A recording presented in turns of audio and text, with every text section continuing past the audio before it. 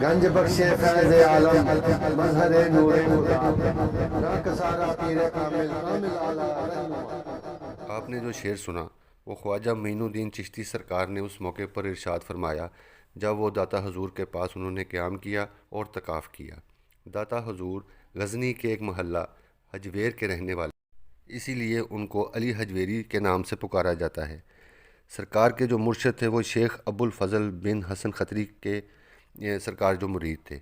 एक रात वो सरकार सोए हुए थे तो उनको ख्वाब में आया कि मुर्शद हाज़िर हो गए हैं और उन्होंने हुक्म दिया है कि तुम यहाँ से जाओ लाहौर, लाहौर तुम्हारे ही हवाले है। तो सरकार ने जब ये बात सुनी तो उनको सरकार ने फरमाया कि वहाँ तो ख्वाजा हसन ज़ंजानी जो सरकार हैं वहाँ पे हैं, तो उनके होते हुए मैं वहाँ कैसे जा सकता हूँ। उन्होंने मुर्शद ने फरमाया कि आप मेरे से बहस ना करो और फ़ौरन जितनी जल्दी हो सके तुम लाहौर चले जाओ, लाहौर तुम्हारे हवाले है। तो सरकार वहाँ से चल पड़े। तो रास्ते में सफ़र करने के बाद जब वो लाहौर पहुँचे तो शाम का टाइम हो चुका था। तो सरकार ने सोचा कि मैं लाहौर के बाहर ही क़याम करता हूँ। सरकार ने लाहौर के बाहर ही क़याम किया। तो जब सुबह हुई तो लाहौर में दाखिल होने लगे तो उन्होंने देखा कि एक जनाजा वहाँ से आ रहा है। तो जब उन्होंने मालूमात हासिल की तो उनको ये पता लगा कि जो हज़रत ख्वाजा हसन ज़ंजानी सरकार हैं वो उनका इंतकाल हो चुका है। तो उस मौके पे फिर सरकार को ये अपने जो मुर्शद है उनकी मसलहत का पता लग गया कि उन्होंने इसी वजह से मुझे यहाँ पर भेजा है।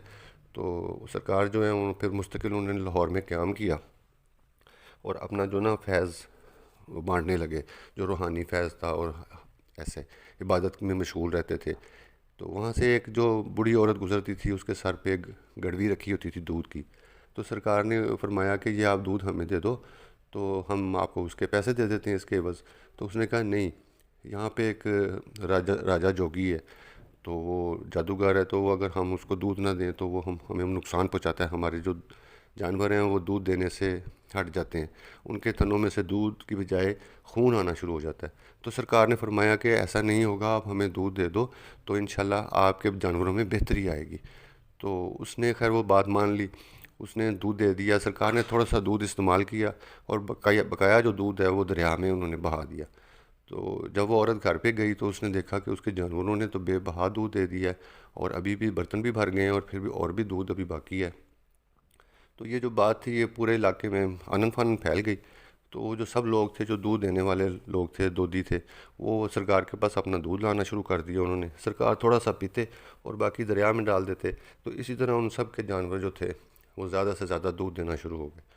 तो राजा जोगी जो था जादूगर वो परेशान हो गया और वो सरकार के पास आया। उसने कहा कि सरकार, आपने ये जो दूध की सहूलत थी मुझे, तो ये तो आपने मुझसे छीन ली है। तो लेकिन मैं ये चाहता हूँ कि आप मुझे और भी कोई ऐसी करामात दिखाएं। तो सरकार ने कहा कि अभी देखो, मैं कोई जादूगर तो नहीं हूँ जो आपको करामात दिखाऊं, मैं तो एक सादा सा इंसान हूँ, अदना सा। तो अगर आपके पास कुछ है तो आप दिखाओ। तो उसने इस बात पे उड़ना शुरू कर दिया हवा में, राजा जोगी जो था। जब सरकार ने ये मंज़र देखा तो उन्होंने अपनी जो जूती मुबारक थी वो उसकी तरफ उछाल दी। जूतियाँ भी हवा में उड़ने लगीं और उसके सर पर पड़ने लगीं। जब उसने ये महसूस किया कि ये क्या हो रहा है तो उसने वो फ़ौरन भांप गया और सरकार के कदमों में आ लेटा और सरकार से माफ़ी मांगने लगा और सरकार को कहने लगा कि मैं आपका बैत हो जाता हूँ और मैं इस्लाम कबूल करता हूँ। फिर उसने इस्लाम कबूल किया सरकार ने। फिर उसके बाद उसको रूहानी जो सबक थे वो देने शुरू कर दिए और उन पे बहुत शफ़क़त की। उसके बाद वो आखिर में जो राजा जोगी था वो हज़रत शेख हिंदी के नाम से मशहूर हुआ। उसने इतना इल्म हासिल किया और सरकार का जो बैत हुआ था उसका उसने हक़ अदा किया। दाता हजूर कुतुब ज़माना थे, वो एक आलम भी थे। उन्होंने बहुत सी किताबें लिखीं जिनमें मनहाजुल दीन अल बयान और कशफुल मजूब बहुत मशहूर हुई। और आप 465 हिजरी को इस जहान फ़ानी से रुखसत हुए। जी तो व्यूअर्स, मैंने आपको सरकार के जो वाक़यात थे तलक भी आपको बताया और अब मैं ये बाहर आ गया हूँ। ये मैं आपको सारा जो साइडों पे जो काम हो रहा है, जो लंगर खाने का जो निज़ाम है, जो जैसे रोटियाँ पक रही हैं, जैसे भी जो भी हो रहा है वो भी मैं आपको दिखाता हूँ। ये सारी फूलों की दुकानें भी, यहाँ से भी लोग फूल लेके तो अंदर फिर जाते हैं हाज़िरी के लिए, सलाम के लिए। ये सारी चीज़ें ऐसे ही पड़ी हुई हैं। आइए मैं आपको और भी आगे दिखाता हूँ। रोटियाँ लग रही हैं और जो ऐसी चीज़ें बन रही हैं वो भी मैं आपको सारा कुछ दिखाता हूँ। तो इसलिए मैंने आज विज़िट किया है क्योंकि मुझे तो सबसे जो पहला व्लॉग था वो सरकार पे डालना चाहिए था, लेकिन वो मैं नहीं डाल सका, तो कोई गफलत थी। तो इंशाल्लाह मैंने सोचा कि आज मैं ये व्लॉग बनाऊं। तो ये देखें, ये एक भट्टी बनी हुई है, उसके ऊपर बहुत बड़ा तवा है, दाता साहब के परोठे लग रहे हैं। ये ऊपर ये सारा सिस्टम बना हुआ है, 7 देगें बनी हुई हैं, देगें पक रही हैं और रोटियां लग रही हैं, तो लोग बांट रहे हैं। हस्ब तौफीक, जिनके पास जितनी तौफीक है उस हिसाब से ये बांटते हैं। तो रोटी के ऊपर ही रख देते हैं दाल और लोग खाते हैं। ये देखिए, ऐसे ही बस सिलसिला चलता है। आगे आ जाएँ, आगे और ज़्यादा है, और भी दिखाता हूँ मैं आपको। ये देखें, ये रोटी बांटी जा रही है, आगे होकर दिखा दें आप। जिसने बांटने हैं वो इनको पैसे देता है और वो बांटना शुरू कर देता है, और ये लंगर यहाँ तकसीम होना शुरू हो जाता है।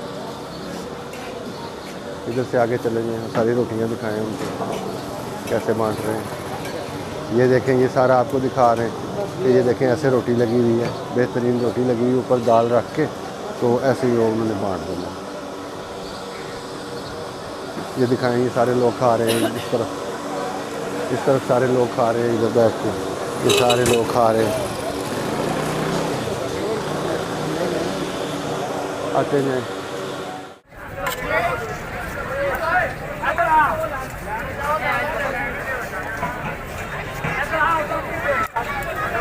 पीछे हो जाओ, इधर आओ, बीबियां इधर आ जाओ, बीबियां इधर आ जाओ, सर पीछे हो जाओ, अरे बंदे इधर आ जाओ, बंदे इधर आ जाओ।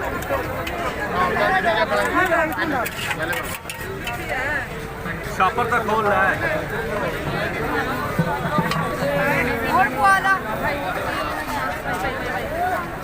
एक और लंगर खाना है, ये भी मैं दिखाना चाहता हूँ।